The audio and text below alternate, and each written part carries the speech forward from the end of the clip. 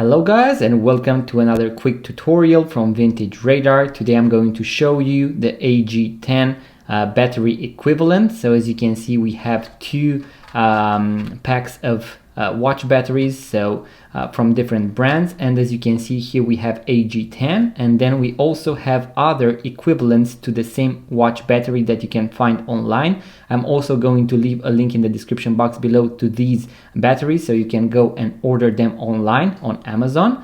Here we have LR54, then we also have 389 and also LR1130. As you can see here, also LR54 is mentioned. I'm going to also insert a picture to make sure that all the battery equivalents are covered, and hopefully you can find the right battery for your watch. As you can see, I have a lot of other watch battery types, and I'm going to make a video for each battery type so that you can easily find the correct battery for your watch, guys.